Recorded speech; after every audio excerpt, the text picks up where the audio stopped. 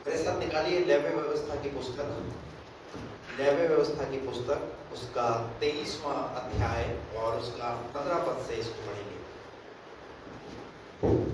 फिर उस विश्राम दिन के दूसरे दिन से, अर्थात जिस दिन तुम हिलाई जाने वाली भेंट के पूले को लाओगे, उस दिन से पूरे 7 विश्राम दिन गिन लेना। उस दिन से तुम पूरे कितने?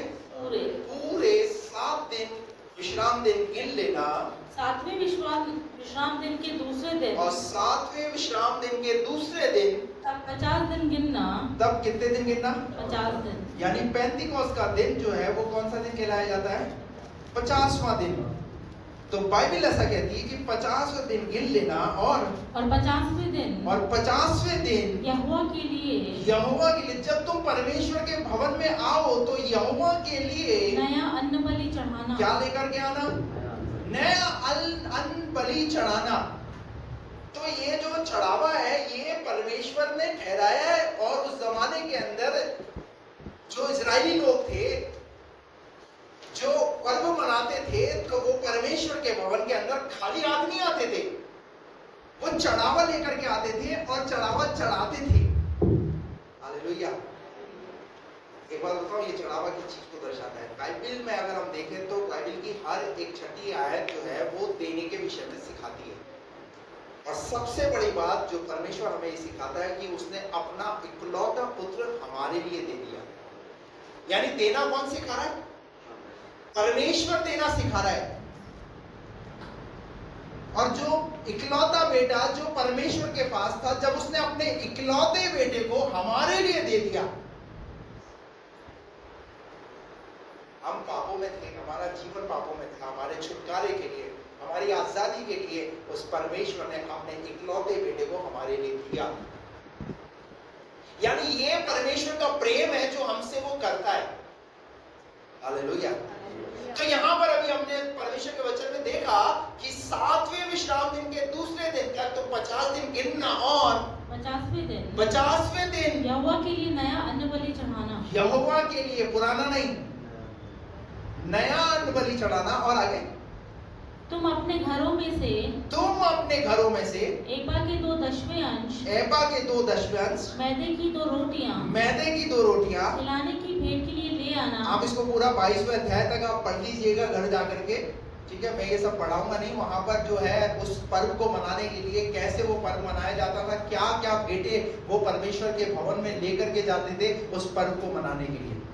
लेकिन अगर हम नए नियम के अंदर आते हैं तो नए नियम के अंदर जो है पेंतिकोस्त का पर्व जो है वो कैसे मनाया जाता है? बाइबल ऐसा कहती है कि यीशु मसीह दुनिया के अंदर आए, वो हमारे लिए मारे गए, गाड़े गए और मुर्दों में से जी उठे। और बाइबल ऐसा कहती है 40 दिन तक यीशु मसीह अपने चेलों को दिखाई देते रहे। कितने दिन तक? 40 दिन तक। और यीशु मसीह ने जाते हुए, अगर आप 1 कुरिन्थियों 15 अध्याय उसका 8 पद हम पढ़ लीजिए, वहां पर क्या लिखा है? 1 कुरिन्थियों 15 अध्याय उसका 8 पद।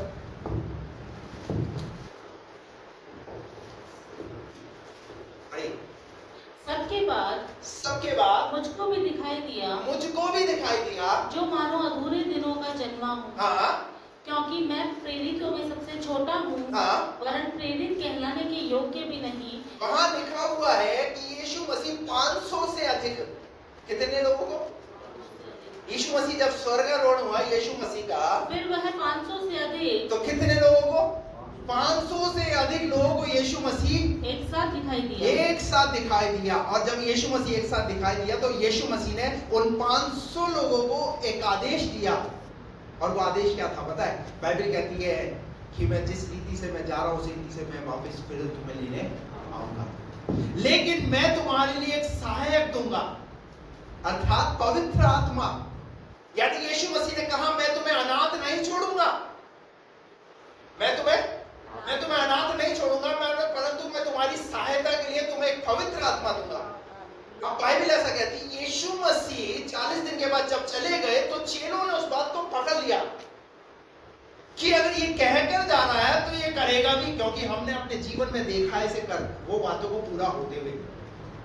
कई बार तो ये उन्होंने उन बातों पर विश्वास नहीं किया, यीशु मसीह की रहते जीते जी यीशु मसीह की बातों पर विश्वास नहीं किया। एक बार यीशु मसीह ने कहा मैं मारा जाऊंगा, गाड़ा जाऊंगा, अपने जी उठूंगा। तो लोग जो है यीशु मसीह की बातों को समझ नहीं पाते थे। लेकिन जब यीशु मसीह जी उठे तब चेलों को यह बात समझ में आई कि ये जो बोलता है वैसा होता है। 500 से अधिक भाइयों को यीशु मसीह दिखाई दिया और उसके बाद अब ये लोग प्रेरितों के काम दूसरे अध्याय के अंदर हम देखते हैं तो वहां पर 500 लोग नहीं बैठे। हेलो, कितने लोग हैं? वहां लिखा हुआ है 120 लोग वहां पर उस रोटी कोठरी में बैठे हुए। सुना कितने लोगों ने? कितने लोगों ने सुना? आज भी कलीसियाओं में यही हाल है। 70 लोग, 80 लोग, 200 लोग कलीसिया में होते हैं, पर वचन को सुनकर के उसमें चलने वाले कितने होते हैं? बात समझ में आ रही है? 500 से अधिक ने सुना। अब हुआ क्या? यीशु मसीह ने कहा मैं आऊंगा, मैं तुम्हारे लिए सहायक भेजूंगा। 1 दिन बीत गया, 2 दिन बीत गया, 3 दिन बीत गया, 40 दिन के बाद में फिर 10 दिन बीत गए। कितने दिन? कितने दिन बीत गए? तो 40 और 10 कितने हुए? पुराने नियम में कौन सा दिन? पेंतीकोस्त का दिन, 50वां दिन। और नए नियम के अंदर बाइबल ऐसा कहती है वो 50वां दिन यानी 40 के बाद 10वां दिन जो था, 10 दिन तक चेले लोग ठहरे रहे। किस बात के लिए ठहरे रहे? प्रभु की उस प्रतिज्ञा के लिए। प्रभु की उस प्रतिज्ञा के लिए। कौन सी प्रतिज्ञा? निकाल करके पढ़िए लूका रचित सुसमाचार उसका 24वां अध्याय और उसका 49 यानी 49 पढ़िए।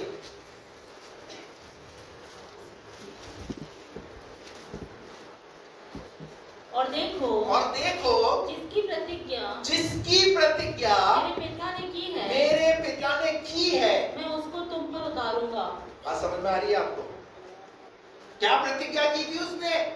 कि मैं तुम्हारे लिए एक सहायक भेजूंगा, मैं तुम्हें अनाथ नहीं छोड़ूंगा, मैं तुम्हारी मदद के लिए एक सहायक को भेजूंगा। और जिसकी प्रतिज्ञा उसने अपने पिता से की उसको मैं क्या लिखा है? तुम पर उतारूंगा। तुम पर उतारूंगा। Praise the Lord, hallelujah. यानी प्रभु यीशु मसीह ने हमें अनाथ नहीं छोड़ा है। प्रभु यीशु मसीह ने हमें हमारे लिए एक सहायक को दिया है और वो सहायक और कोई नहीं है, वो है होली स्पिरिट, वो है पवित्र आत्मा। हालेलुया।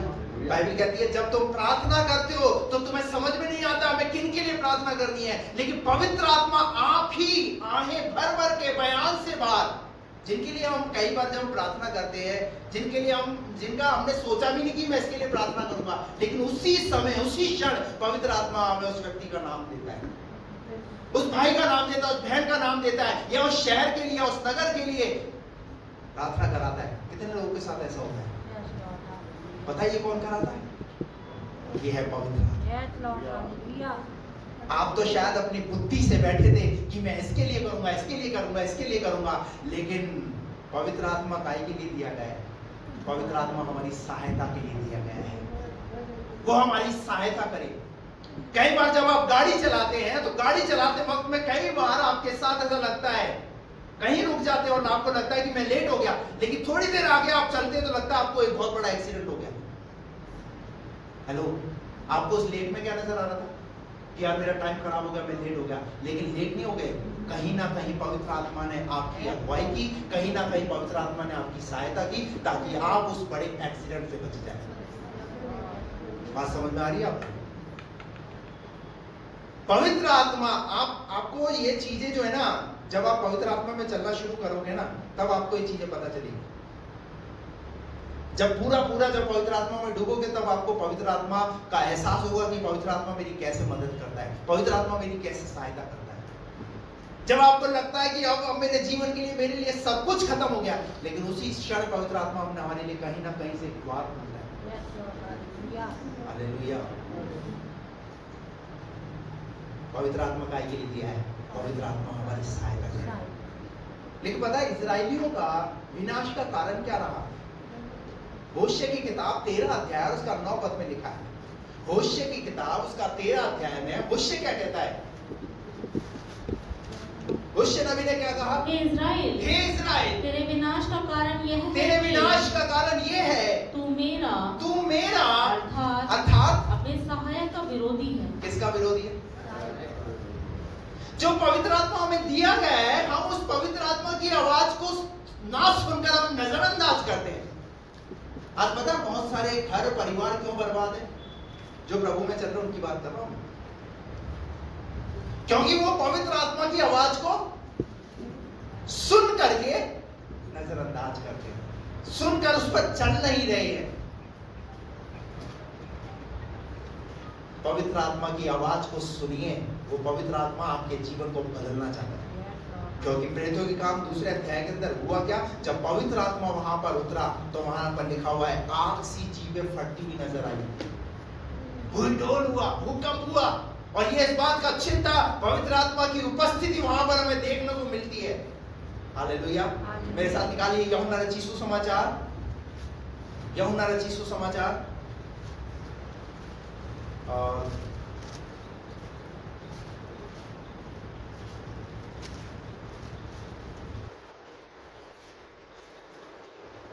14 अध्याय, यूहन्ना 14 का 23 पर पढ़िए।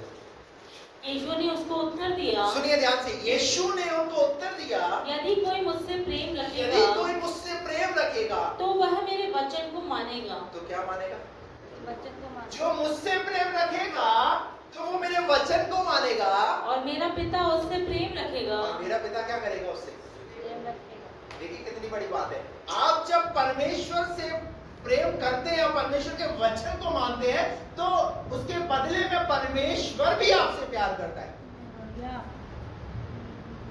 हालेलुया। तो मेरा पिता भी क्या करेगा? उससे प्रेम रखेगा, प्रेम रखेगा, और हम उसके पास आएंगे, और हम उसके पास आएंगे। कौन कौन आएगा? पिता, पुत्र और पवित्र आत्मा, वो आपके पास आएंगे और उसके साथ वास करेंगे। और क्या करेंगे? वास का मतलब समझते हैं? वास का मतलब समझते हैं? वो उसके साथ रहेंगे, उसके घर में रहेंगे, उसकी नौकरी में रहेंगे, उसके बिजनेस में रहेंगे, जहां जहां वो हाथ डालेगा उन कामों में वो आशीष हो पाएगा। ये है प्रभु से प्रेम का अंजाम। आज बहुत सारे लोग प्रभु से प्रेम कैसे करते हैं? इधर आओ बेटा, इधर आओ। आज प्रभु से प्रेम कैसे करते हैं? प्रभु के साथ साथ चल तो रहे हैं, परंतु थोड़ा सा जब कोई चीज अच्छी नजर आने लगती है तो क्या होते हैं? उस चीज के पीछे जाने लगते हैं और प्रभु का साथ छोड़ देते हैं। हेलो, इधर आओ। प्रभु को कहना है, प्रभु मेरा हाथ कभी मत छोड़ना। हालेलुया। चाहे दुनिया की कोई भी चीज मुझे आकर्षित करे, पर मैं उस चीज की तरफ जाओ। उधर जाओ, जाओ। क्या जा पाएगा ये? क्यों नहीं जा पाएगा? क्योंकि किसने हाथ थाम कर रखा है।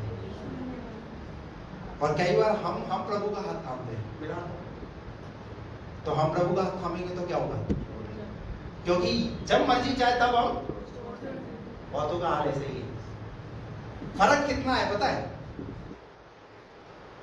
हाथ तो थामा हुआ है, पर थामा किसने? इसने या प्रभु ने? हेलो, ऐसे प्रभु को कहिए, प्रभु आप मेरा हाथ थाम लीजिए, प्रभु आप मेरा हाथ पकड़ लीजिए प्रभु, ताकि दुनिया की कोई चीज मुझे आपके प्रेम से अलग करने ना पाए। Praise the Lord. हेलो बेटा, यहाँ लिखा हुआ है, यीशु ने उनको उत्तर दिया, यदि कोई मुझसे प्रेम रखे और मेरे वचन को मानेगा। जब आप प्रेम करेंगे तो परमेश्वर के वचन को मानेंगे, और जब परमेश्वर के वचन को आप मानेंगे तो उसका रिजल्ट ये है कि वो परमेश्वर आपसे प्रेम रखेगा। और जब वो परमेश्वर आपसे प्रेम रखेगा तो वो पिता, पुत्र और पवित्र आत्मा आपके पास आएंगे और आपके साथ वास करेंगे। आज क्यों नहीं वास कर रहा पवित्र आत्मा? क्योंकि हमारी हरकतें ऐसी होती हैं, हमारे काम ऐसे होते हैं जिसकी वजह से पवित्र आत्मा चला जाता है। वो चाहता तो नहीं है छोड़कर जाना। इजराइलियों के अंदर मूसा को कई बार ऐसी दुआएं करनी पड़ी, जिसमें एक बार लिखा हुआ है, ऐ खुदा हजारों हजारों में लौट आ। क्यों दुआ करनी पड़ी? जब उनको ऐसा लगता है कि प्रभु हमारे जीवन से, हमारे परिवार से चला गया, तो जो विश्वास करता है, जो प्रभु को प्यार करता है, जो प्रभु के वचन को मानता है, तो वो क्या दुआ करता है पता है? क्या दुआ करता है? प्रभु तू हमारे परिवार में लौटा, हमारे परिवार में लौटा प्रभु, हमारे परिवार के हालातों को ठीक कर प्रभु।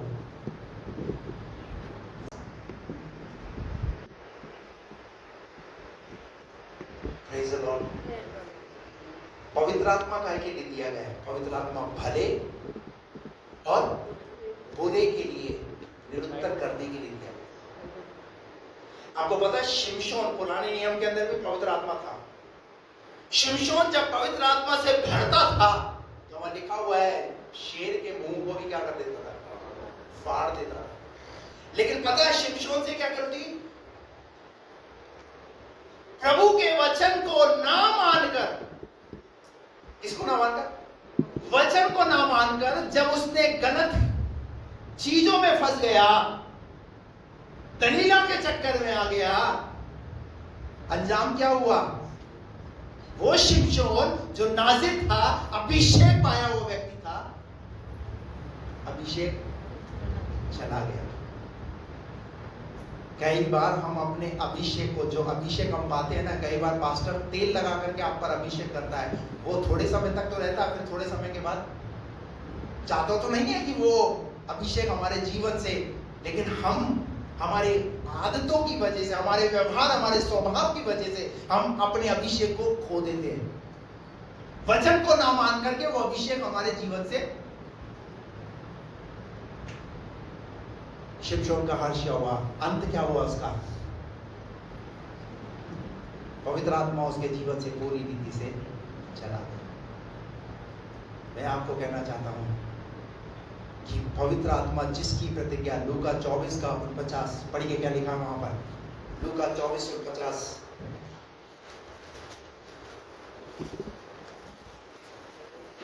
पर उसकी सब जान पहचान 24।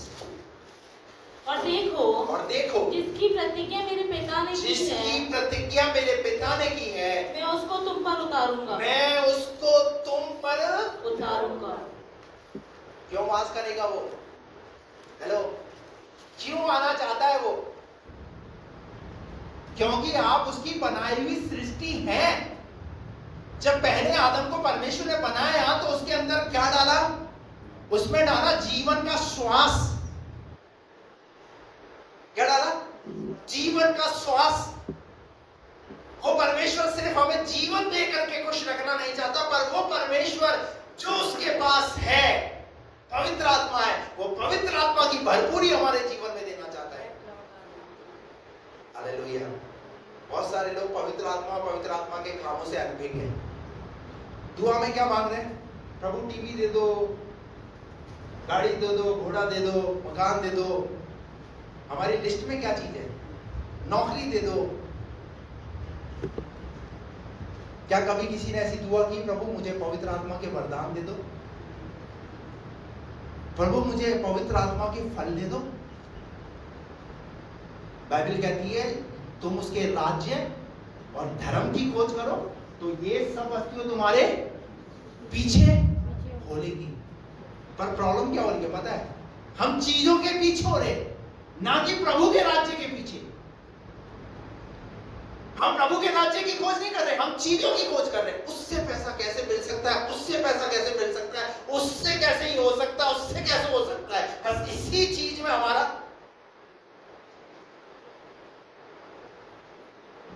जो सिद्धांत है ना, हमने अपने जीवन से सिद्धांतों को खो दिया है। विश्वासी तो बन चुके हैं, पर सिद्धांतों से अलग चल रहे हैं, एक अलग ही दुनिया में चल रहे हैं। कैसे पवित्र आत्मा वास करेगा?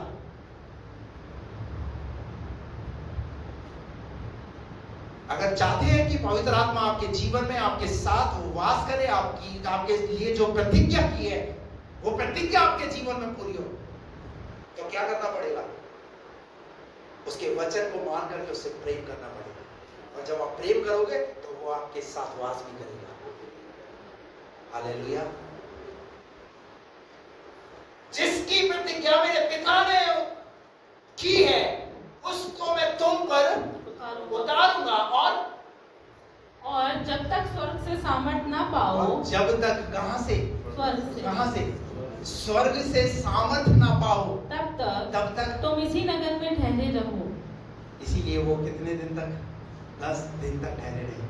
थे तो 500 से अधिक, उन्होंने सुना इस बात को, लेकिन ठहरे कितने रहे? 120 लोग। हेलो, कलीसिया में भी बहुत सारे लोग होते हैं, पर वचन को मान करके सुन करके चलने वाले कितने लोग होते हैं? बात यहाँ है। यीशु मसीह के साथ भी यीशु मसीह भीड़ में प्रचार कर रहा है, खाना खिला रहा है, चमत्कार हो रहे हैं, सब कुछ हो रहा है, लेकिन जब दुख का समय आया, जब यीशु मसीह को क्रूस पर चढ़ाया गया, कितने लोग खड़े हुए? कितने लोग खड़े हुए? कितने लोग वचन को मान करके उसके साथ खड़े हुए? एक वो चेला। और ध्यान से सुनिए, जो खड़ा रहा ना उसने पाया भी, जो खड़ा रहा उसने पाया भी। क्या पाया? क्या आप अपने प्रभु के साथ, क्या अपने पास्टर के साथ, क्या हर एक दुख में, कलीसिया में, हर एक सुख में, क्या हम खड़े हुए? और जब खड़े रहेंगे अपनी कलीसिया के साथ, तो प्रभु महिमा भी दिखाएगा। यूहन्ना ने क्या देखा? यूहन्ना ने वो देखा जो किसी ने नहीं देखा। क्या देखा यूहन्ना ने? पतमुस नाम टापू पे यूहन्ना ने स्वर्ग का दर्शन देखा जो किसी ने नहीं देखा। और प्रकाशित वाक्य के 22 अध्यायों के अंदर यूहन्ना ने जो है प्रकाशित वाक्य वहां लिखा हुआ है, यूहन्ना का प्रकाशित वाक्य। किसका? यूहन्ना का प्रकाशित वाक्य। ये कैसे संभव हो गया? ये संभव इसलिए हुआ क्योंकि जब यीशु के साथ खड़ा होना था तो कोई नहीं खड़ा था उस दुख के समय में। इवन पतरस भी उसे छोड़ करके चला गया, कहीं ऐसा ना हो मुझे भी, एक डर की वजह से। और पतरस तो लौट के चला गया, लेकिन यूहन्ना लौट कर नहीं गया, यूहन्ना खड़ा रहा, यूहन्ना अंत तक देखता रहा। हालेलुया। इसीलिए लिखा है जो अंत तक धीरज धरे रहेगा उसी का उद्धार होगा। आज शायद आपके घर में, आपके परिवार में, आपके बिजनेस में, आपके नौकरी में शायद कुछ अच्छा नहीं हो रहा, लेकिन खड़े रहिए, अंत में सब कुछ अच्छा होगा। जो आपको परेशान कर रहे एक दिन वो झुकेंगे। परमेश्वर वो परमेश्वर है, वो उठा देने और गिरा देने दोनों में सामर्थ्य है। हालेलुया। क्योंकि उसने प्रतिज्ञा की है। और जब पवित्र आत्मा आएगा, तो मैं आपको बताता हूं, जब पुराने नियम के अंदर जब पवित्र आत्मा आता था ना, तो लोग साधारण नहीं रहते थे। बाइबल ऐसा कहती है, दाऊद शाऊल पर जब दुष्ट आत्मा सताता था तो दाऊद वीणा बजाता था, यानी आराधना करते वक्त, गीतों को गाते वक्त, इंस्ट्रूमेंट बजाते वक्त पवित्र आत्मा भरपूरी के साथ, जोश के साथ उसके ऊपर उतरता था। और क्या होता था पता है? जो दुष्ट आत्मा होती थी ना, वो शाऊल में से निकल करके चली जाती। ये है पवित्र आत्मा की सामर्थ। हमारा हर संडे का पैटर्न क्या बना हुआ है? हम जाएंगे, वचन सुनेंगे, आराधना करेंगे, प्रार्थना करेंगे, जो कुछ भेटे हमें डालनी है वो डालेंगे और उसके बाद अपने घर चले जाएंगे। कौन पवित्र आत्मा? पवित्र आत्मा का काम क्या है? पवित्र आत्मा की भरपूरी क्या है? पवित्र आत्मा के वरदान क्या है? पवित्र आत्मा के फल क्या है? कोई लेना देना नहीं। अरे भाई, जिसके पास आ रहे हो उसे जानने का प्रयास तो करो। हालेलुया। जिससे प्रार्थना करते हो उसके बारे में जानो तो सही, वो क्या क्या कर सकता है। क्यों हमारा जीवन रहते हैं, क्यों हम जो है निराश रहते हैं, क्यों हम डिप्रेशन में, क्यों तनाव में, क्यों नेगेटिव बातें हमारे जीवन से निकलती रहती है? कारण क्या है? पवित्र आत्मा को हम समझे नहीं। बाइबल ऐसा कहती है, जब पवित्र आत्मा की सामर्थ उनके जीवन में काम करने लगी तो क्या क्या हुआ, वो बात आपके सामने रखूंगा। उसके बाद मैं बंद करूंगा। नंबर 1, पहली बात निकाल करके पढ़िए, जब पवित्र आत्मा की सामर्थ हमारे जीवन में आएगी क्या होगा? प्रेरितों के काम 1 अध्याय उसका 8 तक पढ़िए। परंतु जब पवित्र आत्मा तुम पर आएगा, जब पवित्र आत्मा तुम पर आएगा तुम सामर्थ पाओगे। हेलो, ध्यान से सुनिए। पवित्र आत्मा के प्रति अपने जीवन को खाली कीजिए, उससे भरने का प्रयास कीजिए। जब आप प्रार्थना में बैठे बोलिए, पवित्र आत्मा मुझे भर, मैं अपने आप को तेरे पास लेकर के आया हूं, मैं खाली हूं। आपसे मैं एक बात बोलना चाहता हूं।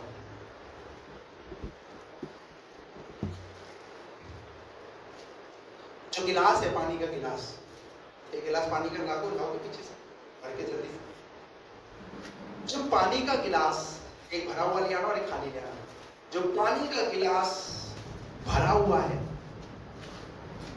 तो क्या उसे और भर सकते हैं क्या? बोलिए ना। लेकिन अगर एक गिलास खाली है तो उसे भर सकते हैं। देखिए, ये भरा हुआ है, इसे अगर मैं भरना चाहूं तो बाहर ही निकलेगा। लेकिन अगर ये खाली है तो इसे, आज बहुतों का जीवन कैसा है पता है? आज कैसा जीवन है? आज बहुतों का जीवन ऐसा, वो भरे हुए हैं। काय से भरे हुए हैं? कोई किसी चीज से भरा हुआ है, कोई किसी चीज से भरा हुआ है। लेकिन प्रभु को कैसे लोग चाहिए? प्रभु को चाहिए खाली। कौन से? खाली। एक आयत मुझे याद आ रही है, निकाल कर मैं पढ़ाता हूं। पहला कुरिन्थियों, लो बेटा। हालेलुया।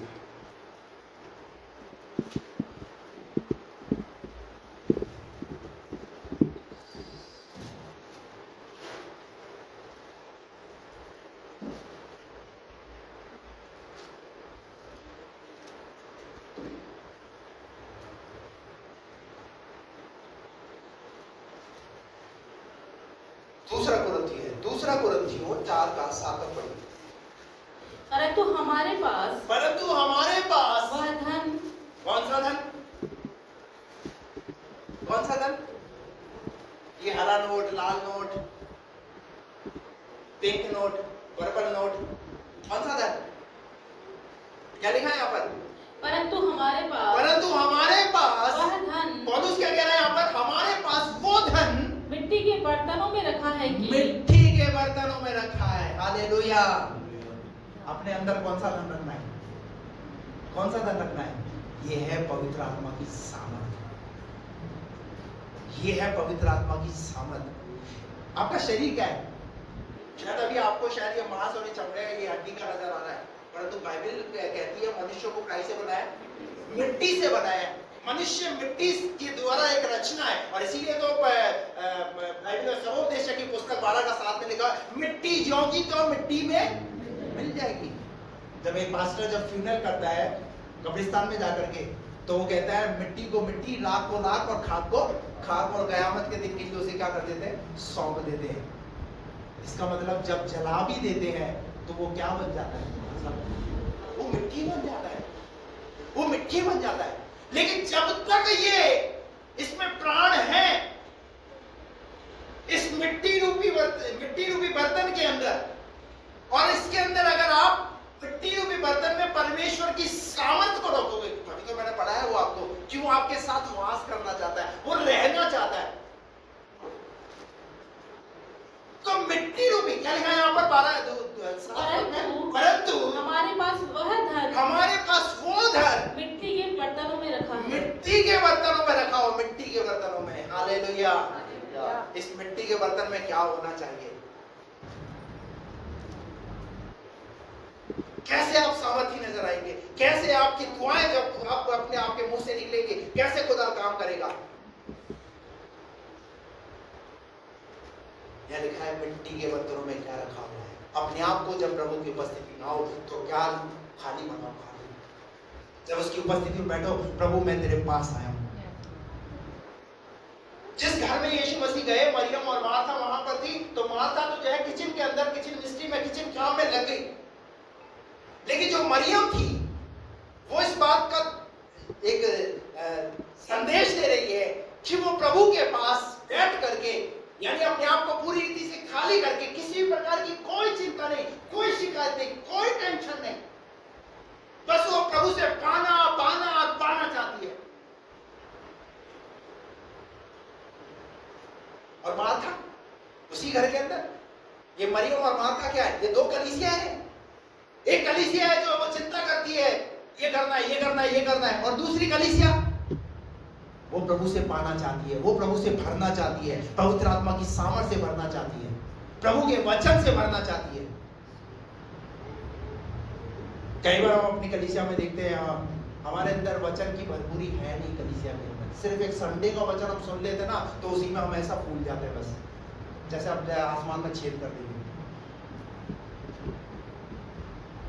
आमोस नबी क्या कहता है, अंत का समय ऐसा आने वाला है, ना अन्न की भूख होगी ना पानी की प्यास होगी, लोग वचन की भूख और प्यास के लिए मारे मारे फिरेंगे।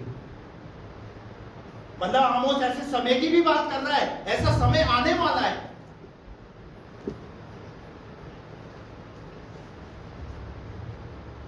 हम दुनिया में देख रहे हैं उसके बाद भी हमारी आंखें नहीं खुल रही है, हम वचन पढ़ रहे हैं उसके बाद भी हमारी आंखें नहीं खुल रही है, और क्या चीज देखेंगे। हेलो, इवन घर में भी समस्या है। इस बात का संदेश है कि हम उस प्रभु के साथ ठीक से नहीं चल रहे और ठीक से कुछ हो नहीं रहा। अरे प्रभु की सामर्थ से भरने का प्रयास करो। प्रभु अपना वचन को पूरा करने वाला वचन है। जब पवित्र आत्मा तुम पर आएगा तुम सामर्थ पाओगे और यरूशलेम और सारे यहूदिया और सामरिया में पृथ्वी के छोर तक मेरे गवाह होंगे। किसके गवाह होंगे? क्या हम प्रभु के, पहली बात, क्या हम प्रभु के गवाह हैं? लेकिन जब पवित्र आत्मा हमारे जीवन में आएगा तो पवित्र आत्मा पहली बात वो क्या बनाएगा? हमें प्रभु अपना गवाह बनाएगा। हालेलुया। बाइबल कहती है जब 6 लोग पवित्र आत्मा से भर गए तो क्या बने? वो गवाह। कौन गवाह बना? जब पतरस जब उस उपरोटी कोठरी में इकट्ठा था तो वहां पर वो क्या दे रहा है? खड़ा होने के बाद में वहां पर एक बड़ी भीड़ को, तुमने मेरे यीशु को क्रूस पर चढ़ाया है, वो गवाही दे रहा है। हालेलुया। एक गवाह के रूप में आप खड़े हो। कितने लोग हैं जो अपने जीवन से प्रभु की गवाही को देते हैं कि प्रभु ने मेरे जीवन को आशीषित किया, प्रभु ने मेरे जीवन को बनाया और मेरे जीवन को प्रभु ने बदला। मेरा जीवन, पहले का जीवन ऐसा था।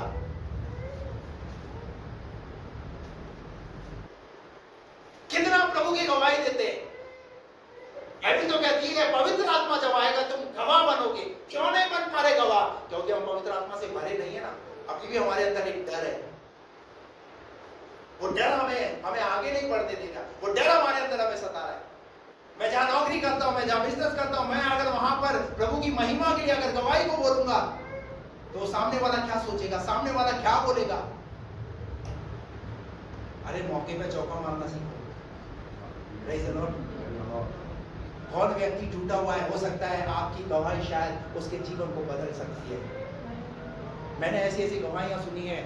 कई भाई लोग जो है ट्रेन में यात्रा कर रहे थे और किसी ने जाकर के उन्हें ट्रैक्स दिया, सुसमाचार दिया, और वो इस बात का ये था कि वो जा रहे, पता नहीं कहाँ जा रहे, घर से निकल करके। कई ऐसे हैं जो है वो मरने के लिए जा रहे हैं, लेकिन किसी ने रास्ते में उन्हें जो है ट्रैक्स दिया और उन्होंने पढ़ा तो उनके अंदर एक आशा जगी और उन्होंने प्रभु के पीछे चलना शुरू किया। रियल गवाही बता रहा हूँ मैं आपको। मैं जिस बाइबल कॉलेज में पढ़ता था, मेरे साथ में एक राजस्थान का एक स्टूडेंट था। उसकी ये गवाही है, जो मरने के लिए जा रहा था, लेकिन किसी पास्टर ने, यही जयपुर के पास्टर ने उसको एक ट्रैक्स दिया ट्रेन के अंदर। उस समय में ट्रैक्स खूब चलते थे, बांटे जाते थे। लेकिन उसी समय उस ट्रैक्स को पढ़ करके उसने डिसीजन लिया, मैंने मरने की सोची जरूर थी, मैं मरने के लिए जा जरूर था, पर अब मैं मरूंगा नहीं, मैं अब जीऊंगा। और उसके बाद वो मेरे साथ वहाँ बाइबल ट्रेनिंग के अंदर आया और वो भी एक पास्टर है। आपका प्रभु आपको मरने नहीं देगा, आपको प्रभु अपने गवाह बना करके आपको खड़ा करेगा। हालेलुया।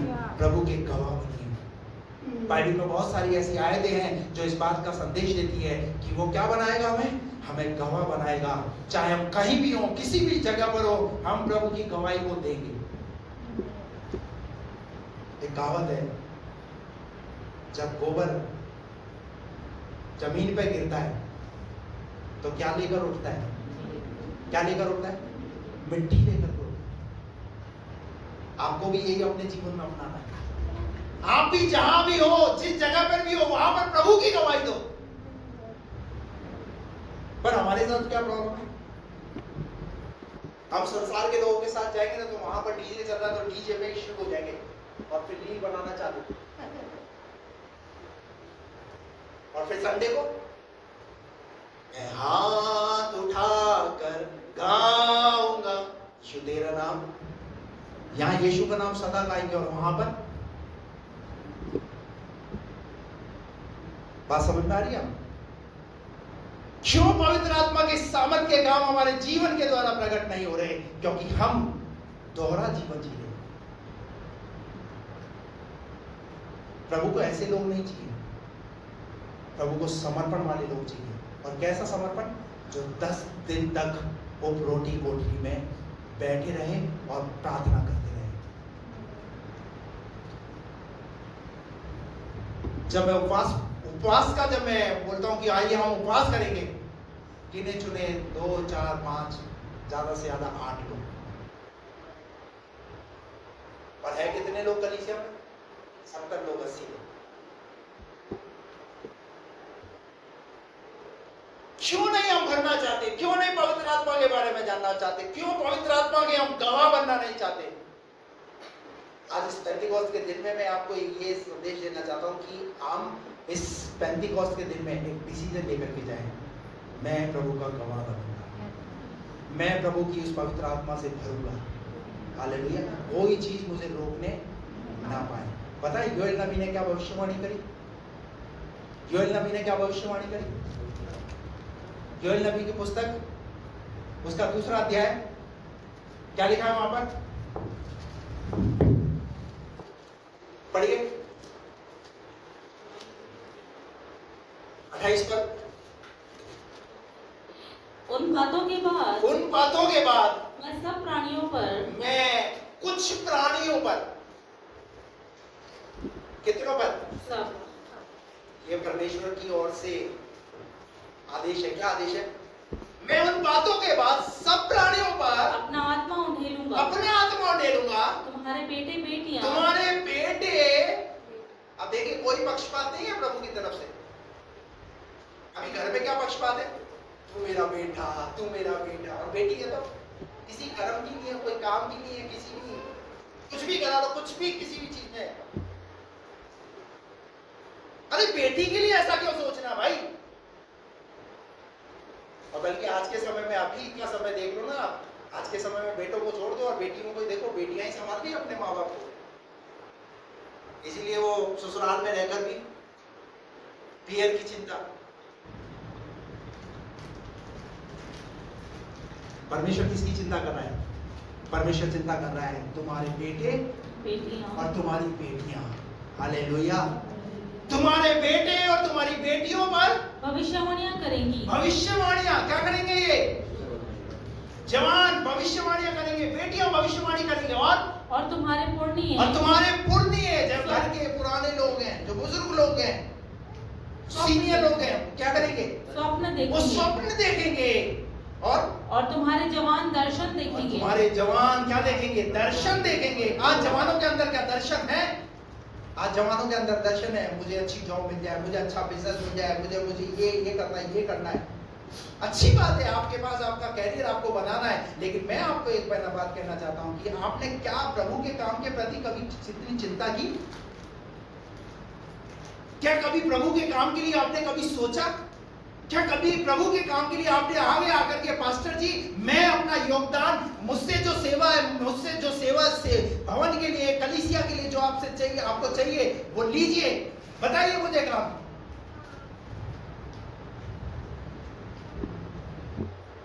कोई इंटरेस्ट नहीं। अपनी नौकरी करना है, अपना बिजनेस करना है, अपनी पढ़ाई करनी है, बस कैरियर बनाना है, कैरियर बनाना है। और मैं आपको कहना चाहता हूं, जो डाली दाखलता में बनी ना रहे तो वो फल नहीं खा सकते। यीशु मसीह ने कहा तुम मुझसे अलग होकर, फिर से बोलोगे? नहीं आ रही आवाज। तुम मुझसे अलग होकर। इसीलिए मैं कहना चाहता हूं हमारी कलीसिया के छोटे बच्चों और जवानों को कि आप प्रभु से अलग होकर कुछ नहीं कर सकते। जीवन में आप कहीं भी चले जाएं, पर अपने प्रभु को कभी मत भूलना। आज जिस पढ़ाई को तुम कर पा रहे हो, अपने प्रभु को स्मरण रखना। आज जिस नौकरी को कर रहे हो, अपने प्रभु को स्मरण रखना।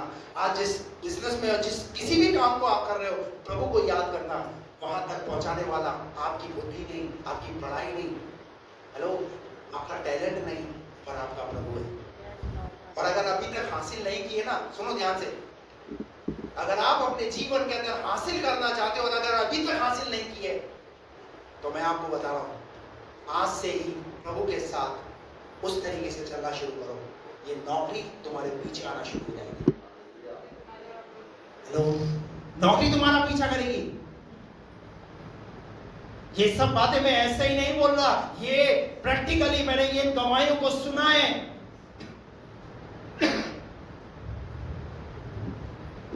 ये सब कौन कराएगा पता है? ये सब कौन कराएगा? जब पवित्र आत्मा तुम्हारे साथ वास करेगा ना, तो पवित्र आत्मा तुम्हारे द्वारों को भी खोलता चला जाएगा। तुम्हारे लिए द्वारों को खोलता चला जाएगा। आपको जब कोई द्वार खोलना होता है तो क्या करना पड़ता है? जेब में से चाबी निकालनी पड़ती है और उसको लगाना पड़ता है ताले में, फिर द्वार को खोलना पड़ता है। लेकिन कई बार आपकी चाबी अगर गुम हो जाए और द्वार को खोलना है आप, और द्वार में आप जब तक द्वार खुलेगा नहीं तब तक अंदर नहीं जा पाओगे, तो आप अंदर नहीं जा पाओगे। पता है, एक अंदर जा सकता है जो अदृश्य है, जो अदृश्य है, जो दिख नहीं रहा। हेलो, उसे कौन रोक सकता है? पवित्र आत्मा हर जगह है। Hallelujah, hallelujah. पवित्र आत्मा हर जगह है। आपको कहूं, जब आप गाड़ी चलाते हो ना, उस समय आप सोचो शायद आप गाड़ी चला रहे हो, लेकिन उस समय आप नहीं, पवित्र आत्मा सीख रहा है। Praise the Lord, praise the Lord.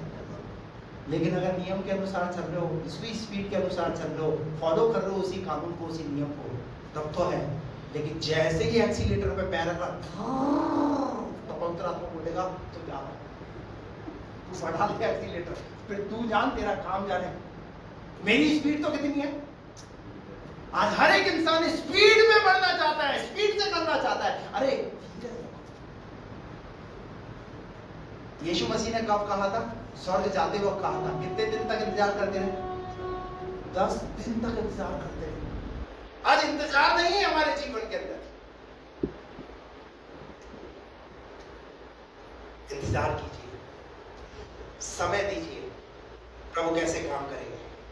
नहीं सर, पहली बात, काय की सामर्थ, गवाह बनने की सामर्थ। दूसरी बात निकाल करके पढ़िए, प्रेरितों के काम 3 अध्याय का 1 पद, प्रार्थना में बने रहने की सामर्थ। पतरस और यूहन्ना तीसरे पहर प्रार्थना के समय मंदिर में तीसरे पहर प्रार्थना करने के लिए मंदिर में गए, और लोग एक जन्म के लंगड़े को ला रहे थे। बस काहे के लिए जा रहे लोग? कब जा रहे पता है? कब जा रहे? प्रेरितों के काम में 2 अध्याय के पवित्र आत्मा को पाने के बाद, पवित्र आत्मा को पाने के बाद। और मैं आपको पूछना चाहता हूं कि जब आपने पवित्र आत्मा पाया, तो पवित्र आत्मा को पाने के बाद आप कहां गए? आप सबसे बढ़िया एक रेस्टोरेंट में गए और आपने वहां सेलिब्रेट किया, मैंने आज पवित्र आत्मा पा लिया, अच्छा खाना खाऊंगा। हेलो, जब हम पवित्र आत्मा को पाए ना, तो पवित्र आत्मा को हमें अपने जीवन में अपने अंदर बना करके रखने की जरूरत है। हालेलुया। नहीं तो कहीं ना कहीं मेरे उन कामों की वजह से वो पवित्र आत्मा, इन्होंने जैसे ही पवित्र आत्मा पाया, इनका बस एक ही मिशन है। क्या मिशन है? कि जो हमने पाया है उसे हमें संभाल कर रखना है। Praise the Lord. एक गर्भवती महिला जब वो गर्भ से होती है, उसे पता चलता है, रिपोर्ट से इस बात को कहती है कि अभी क्या किया है आपने? गर्भ धारण किया है। तो उस दिन से घर के बुजुर्ग, डॉक्टर, बड़े लोग एक ही हिदायत देते हैं, और वो हिदायत क्या होती है? क्या हिदायत होती है? केयरफुली, सावधानी से झुकना, सावधानी से काम करना। कब तक? अब कोई ऐसे है कुछ फर्क नहीं पड़ता, तो थोड़े दिनों के बाद डॉक्टर साहब की डीएनसी कर दो। क्या कर दो? कहां पहुंच जाएगी वो? पता है क्यों ऐसी नौबत क्यों आई? क्योंकि लापरवाही की, और दूसरा बात इग्नोर किया घर के लोगों की बातों को, जो सिखा रहे थे, जो समझा रहे थे, उनकी बातों को इग्नोर किया। और रिजल्ट PNC। फिर इंतजार करना पड़ेगा। हेलो, तो जो चीज 9 महीने में होने वाली थी, अब उसको पाने के लिए फिर एक, कई बार हमारे आध्यात्मिक जीवन के ऐसा ही अंदर होता है।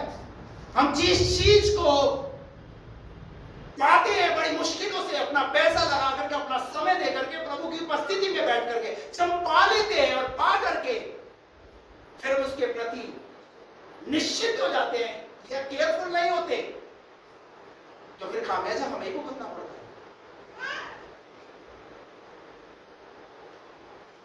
हेलो, फिर सेकंड टाइम में फिर समझ में आती है, फिर सेकंड टाइम में फिर जो कोई बोलता है ना, हाँ ठीक है वैसा ही करेंगे, वैसा ही करेंगे।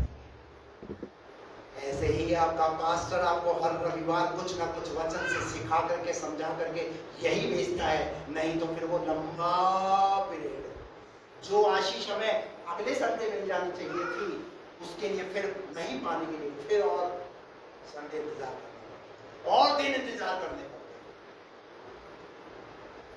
तुम उससे प्यार करोगे, उसके वचन से प्यार करोगे, तो तुम्हारे साथ वास होगा। हालेलुया। इन्होंने क्या किया? गवाह की सामर्थ, प्रार्थना में बने रहने की सामर्थ, और प्रार्थना में बने रहने की सामर्थ के लिए कहां गई है? परमेश्वर के भवन में। तीसरी बात, चिन्ह और चमत्कार की सामर्थ।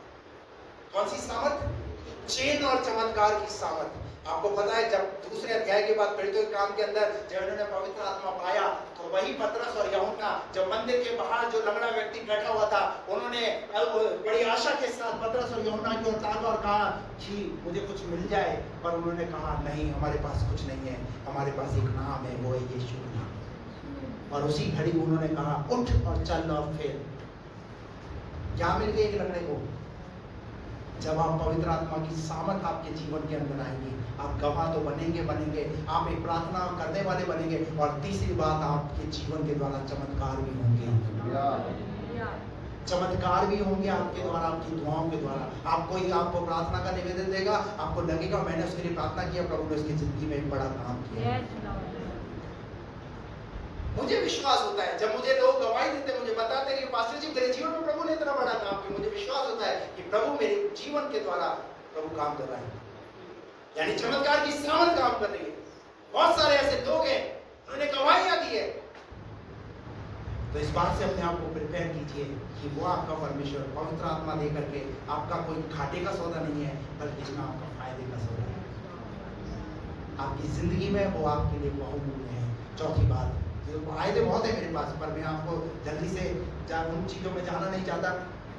चौथी बात, जब पवित्र आत्मा की सामर्थ हमारे जीवन में आएगी तो क्या होगा? इफिसियों 6 अध्याय का 12 पद में लिखा हुआ है।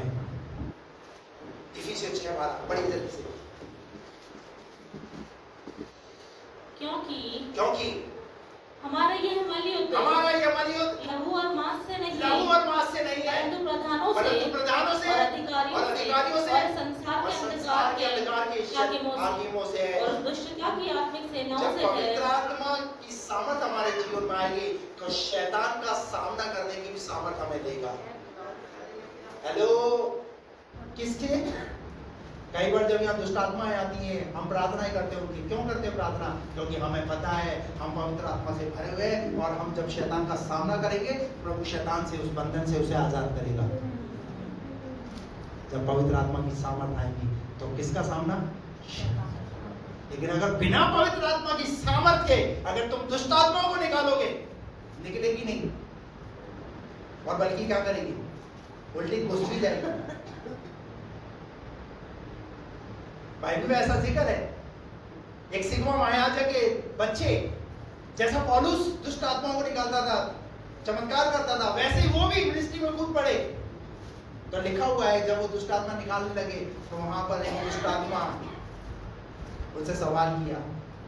हेलो, हम पतरस को भी जानते हैं, पौलुस को भी जानते हैं, यीशु को भी जानते हैं, तुम कौन? Who are you? कौन पूछ रही है? दुष्ट आत्मा सवाल पूछ रही है। किनसे? जो बिना सामर्थ के दुष्ट आत्मा को निकालता है।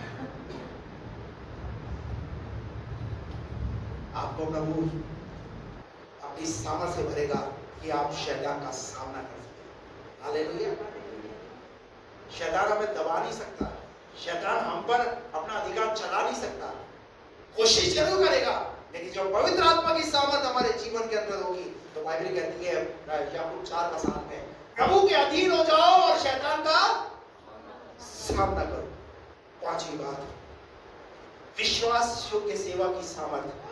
जब सामर्थ हमारे जीवन में आएगी तो प्रभु हमें विश्वास योग्यता की सामर्थ के साथ हमें क्या करेगा, इस्तेमाल करेगा।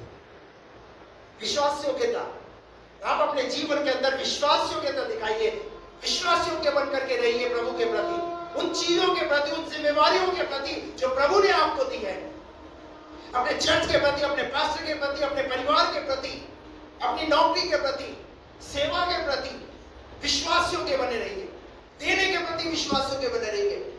जब हम अपने जीवन में विश्वास योग्य बने रहेंगे, परमेश्वर अपनी सामर्थ से हमको भरेगा। हालेलुया। आप अपने घर की चाबी किसको देकर जाओगे? कहीं जाना है आपको तो आप किसको देकर जाओगे? जो लुटेरा है, जिसने 2-3 घर लूट लिए, ले बेटा ये हमारे घर की चाबी, हम थोड़ा सा जा करके आ रहे हैं, वो भी बोलेगा हाँ अंकल जी जाओ, आराम से आना, मैं चिंता करने की जरूरत नहीं है। और जब आप आओगे थोड़ी देर के बाद तो क्या मिलेगा? क्या मिलेगा मोहित भाई? सिर्फ दीवारें मिलेगी, छत मिलेगी, बाकी कुछ नहीं मिलेगा। लेकिन पता है किसको दी जाती है? विश्वास। हालेलुया। जब आप विश्वास में बने रहोगे, परमेश्वर आपको भी अपनी पवित्र आत्मा की सामर्थ से भरेगा। हालेलुया। और इसलिए भरेगा क्योंकि मेरा बेटा विश्वास योग्य, ये मेरी बेटी विश्वास योग्य है। मैंने इसे जो चीजें दी है, एक स्वामी जब गया परदेश जाते वक्त उसने 5 तोड़े दिए, एक को 2 दिया, एक को 1 दिया, उनकी हैसियत के अनुसार। 5 ने 5 कमाए, 2 ने 2 कमाए, 1 ने क्या किया? मिट्टी खोदी, गाड़ा, चल मेरे भाई, हो गया काम खत्म। उसने क्या सोचा? आएगा तो देख लेंगे जब की जब। लेकिन स्वामी बोलकर गया था, मैं देकर जा रहा हूं, मैं लेने भी आऊंगा, मैं देकर जा रहा हूं, मैं लेने भी। ऐसे ही आपका प्रभु भी बोल करके गया है, मैं जा रहा हूं और मैं फिर से आऊंगा। लेकिन इस बीच में मैं तुम्हें पवित्र आत्मा दे करके जा रहा हूं, लेकिन उस बीच में तुम्हें उसके साथ विश्वास योग्य रहना है। Praise the Lord. हालेलुया। विश्वास योग्य बने रहिए। छठी बात, रोमियो की पत्री 8 अध्याय उसका 18 पद, दुख उठाने की सामर्थ। क्या देगा? जब पवित्र आत्मा की सामर्थ हमारे जीवन में आएगी तो वो हमें दुख उठाने की भी सामर्थ देगा। पढ़िए। क्योंकि मैं समझता हूँ कि इस समय के दुख, इस समय के कौन से? इस समय, ऐसे करो, कौन से समय? कोई ये कह सकता है अच्छा समय चल रहा है मेरे लिए? शायद किसी ने कहा जरूर था अच्छे समय आएंगे, 15-15 लाख आएंगे, है? बाइबल कहती है इस समय के, अगर आज की तारीख में अगर हम पढ़ रहे हैं तो समझ लीजिए कि आज हमारे लिए प्रभु कह रहे हैं इस समय के दुख। और हम कैसे समय से गुजर रहे हैं?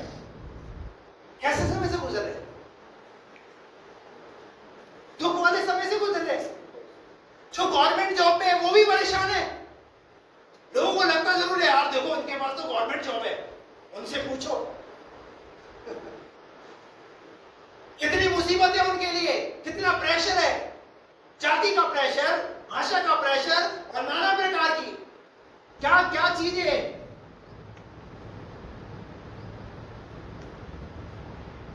बाइबल कहती है इस समय के दुख और क्लेश उस महिमा के सामने जब पवित्र आत्मा तुम्हारे जीवन में आएगा, अपनी सामर्थ से तुम्हें दुख उठाने की भी सामर्थ्य देगा। तुम ये जो दुख देख रहे हो ना, तो इस दुख को सहने की सामर्थ्य को पवित्र आत्मा देगा। Hallelujah, hallelujah. क्यों? और इस समय के दुख और क्लेश उस महिमा के सामने जो हम पर प्रकट होने वाली है। हालेलुया। पता हम ये दुख क्यों सह रहे हैं? हम अपनी नौकरी में जिस जगह पर हम नौकरी करते हैं, जिस जगह बिजनेस करते हैं, वहां पर कैसी कैसी बातें हमें सुनने को मिलती हैं, कैसे कैसे लोग हैं। इवन हमारे बच्चे जब पढ़ाई करते हैं, तो वो अभी बोलते हैं, अरे तुमको सुनना पड़ता है। पर पता है क्यों बर्दाश्त करते हैं? इस समय के दुख और क्लेश, उस महिमा के सामने हम इस बात को सुन करके ये समझते हैं कि एक दिन उस महिमा को हम देखेंगे। शायद अभी हमारा सताव का समय चल रहा है, शायद अभी हमारी पीड़ा का समय चल रहा है, लेकिन ये सदा तक रहेंगे नहीं। हम उस महिमा को भी देखेंगे, क्योंकि हमारी जिंदगी कितनी है? 60, 70, 80 साल, लेकिन वो महिमा प्रभु हमारे लिए रखा है। हालेलुया। इस दुनिया में हमें दुख देखना पड़ रहा है, क्लेश देखने पड़ रहे हैं, कहने का मतलब यह है, जब पवित्र आत्मा तुम्हारे जीवन में आएगा, यीशु मसीह को स्वर्ग से कहां से सामर्थ मिल रही है? पता है आपको? पढ़ा है आपने? पढ़ा है आपने? यीशु मसीह के लिए निकाल करके पढ़िए। लूका रचित सुसमाचार उसका 22वां अध्याय,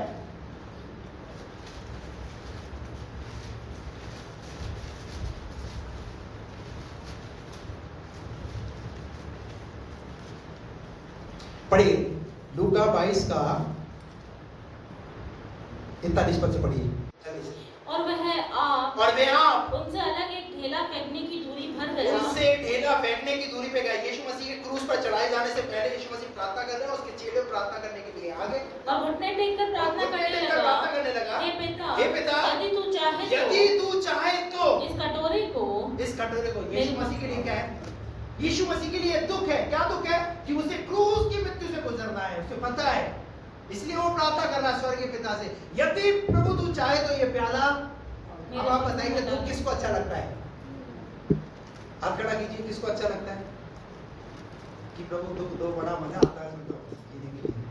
हर एक इंसान दुखों में ये प्रार्थना करता है, प्रभु ये दुख के बादल छट जाए, प्रभु ये दुख कब दूर होगा। हालेलुया। और बाइबल ऐसा कहती है, यीशु मसीह ने प्रार्थना की, इस कटोरे को मेरे पास से हटा ले, तो भी इस दुख के समय में प्रभु से आपको यही प्रार्थना करनी है। अगर इस दुख को देख रहे हो आप, तो प्रभु से प्रार्थना करो, प्रभु मेरी नहीं। क्योंकि आपको बताऊं मैं, जो दुख भी आए ना, वो कहीं ना कहीं प्रभु की महिमा को प्रकट करेगा। दाऊद कहता है, जो दुख हुआ मेरे लिए भलाई हुआ, जिससे मैं तेरी छितौनियों को जान पाऊं। यूसुफ के लिए दुख था, उसके भाई ने उसे खड्डे में डाला, जेल में चला गया, ये दुख था उसके लिए। लेकिन अंत में पता है, जब वो प्रधानमंत्री बनता है, तब क्या बोलता है? 50 अध्याय के 22 पद में वो कहता है, जो दुख हुआ ना और इसके पीछे, ये मेरी भलाई के लिए। इसका मतलब जो दुख भी आया ना, वो कहीं ना कहीं आपकी भलाई के लिए है, आपको भलाई दिख जाए प्रभु की। इसीलिए भजन 23 में दाऊद क्या कहता है? हेलो, निश्चय भलाई और करुणा जीवन भर मेरे साथ। और ये कैसे समय में लिख रहा है पता दाऊद भजन? वो कहता है, तू मेरे शत्रुओं के सामने मेरे लिए, जिस समय में शत्रु उसका पीछा कर रहे थे। आज आपके भी बहुत सारे शत्रु हो सकते हैं, लेकिन चिंता मत कीजिए, ये दुख का समय है। लेकिन सुनिए आगे क्या लिखा हुआ है, तो भी मेरी नहीं परंतु तेरी ही इच्छा पूरी। क्या ये बात हम कहने के लिए तैयार हैं? हम ये बात, ये लाइन बोलने के लिए तैयार नहीं है। हम ये जरूर बोलते हैं, क्या बोलते हैं? इस कटोरे को मेरे पास से, इस कटोरे को मेरे पास से, बस यही। अरे उसके आगे की भी प्रार्थना तो करो। हेलो, उसके आगे भी तो प्रार्थना करो। और वो प्रार्थना क्या करनी है? मेरी नहीं प्रभु, तेरी इच्छा पूरी हो। Praise the Lord. मेरी नहीं पर तेरी इच्छा पूरी हो, ये प्रार्थना करनी है प्रभु से। अंत में सुनिए क्या लिखा है उसके बाद आगे। तब स्वर्ग से एक दूत उसको दिखाई दिया। जब ऐसी प्रार्थना करोगे तो क्या होगा? हेलो, जब ऐसी प्रार्थना करोगे तो क्या होगा? कहां से? कहां से? कहां से? दिल्ली से? मुंबई से? मुंबई से अभी प्रेशर डालता हूं, देख अभी कैसे मेरी समस्याएं हटती है। अरे भैया, दिल्ली मुंबई कलकत्ता कुछ नहीं करेगा। कहां से? स्वर्ग से मेरे लिए सहायता आती है। हालेलुया। आपको ये विश्वास करना है और इस बात को जानना है कि मेरे लिए सहायता कहां से आती है? मेरे लिए सहायता स्वर्ग से आती है। वो स्वर्ग का परमेश्वर मेरी सहायता करता है। वो स्वर्ग से आंखें खोल करके मैं जहां जा रहा हूं वहां पर वो देखता है मैं कैसी कठिनाई, कैसी चुनौतियों, कैसी परेशानियों का सामना कर रहा हूं। लिखा है स्वर्ग से एक दूत उसको दिखाई दिया और क्या किया उस दूत ने? जो उसे सामर्थ देता था। सामर्थ भी दे रहा है। यीशु मसीह जरूर परमेश्वर का पुत्र है तो वो मनुष्य का पुत्र भी है। और एक मनुष्य को जब वो कमजोर होता है तो उसे किस चीज की जरूरत है? फिलिपियों 4:13 में पौलुस कहता है जो मुझे सामर्थ देता है उसमें मैं सब कुछ कर सकता हूँ। रोज सुबह उठो और एक ये दुआ करो। फिलिपियों 4:13 क्या बोलना है? जो मुझे सामर्थ्य देता है उसमें मैं सब कुछ कर सकता हूँ। आप दिन भर के कामों को मैं करने पाऊँ, चाहे आप घरेलू काम करते हैं, चाहे अपनी पढ़ाई करते हैं, चाहे बिजनेस करते हैं, सेवा करते हैं, नौकरी करते हैं, एक इस आयत को क्लेम कीजिए, जो मुझे सामर्थ्य देगा उसमें मैं सब कुछ करूंगा। दुख उठाने की सामर्थ। आखिरी बात,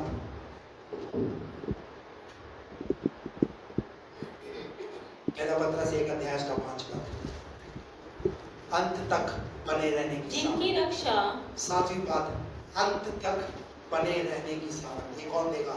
ये पवित्र आत्मा देगा, कि ताकि आप जिस प्रभु पर आपने विश्वास किया है बीच में छोड़ कर ना चले जाना, किसी के बहकावे से मत चले जाना, किसी के बरगलाने से मत चले जाना, यह परिस्थितियां आपको रोके तब मत चले जाना, मजबूरी आपको रोके तब मत चले जाना, परंतु अंत तक खड़े रहना। और इसके लिए कौन सामर्थ देगा? परमेश्वर। क्या लिखा पढ़ दीजिए इसको। जिनकी रक्षा परमेश्वर की सामर्थ से विश्वास के द्वारा उद्धार के लिए जो आने वाले समय में प्रकट होने वाली है की जाती है। इस कारण तुम मग्न होते हो। बस यहूदा 24 और 25 में भी लिखा, यहूदा 1 अध्याय है, वहां पर भी ये बात लिखी हुई है कि अंत तक। कब तक? अंत तक वो सामर्थ्य देने वाला परमेश्वर है। Praise the Lord.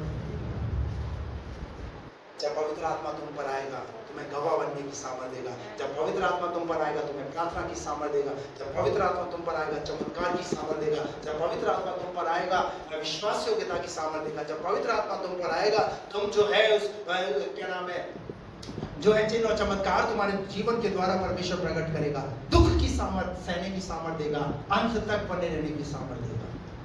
हालेलुया। इस पेंटिकोस्त के दिन में आज पवित्र आत्मा मुझे तेरी जरूरत है। पवित्र आत्मा मुझे तेरी जरूरत है। पवित्र आत्मा मैं भरना चाहता हूँ। मैं खाली हूँ पवित्र आत्मा, मैं आज तेरे पास आया हूँ। कोई मजबूरी, कोई परेशानी, कोई चीज मुझे तुझसे अलग करने ना पाए। 50 दिन पेंटिकोस्त के 50वें दिन वो पर्व मनाया गया, यानी एक तरीके से हम ये कह सकते हैं ये एक जन्मदिन है। हालेलुया। आज हम जन्मदिन को सेलिब्रेट करते हैं। आइए अपनी आंखों को बंद करें, हम प्रार्थना करें।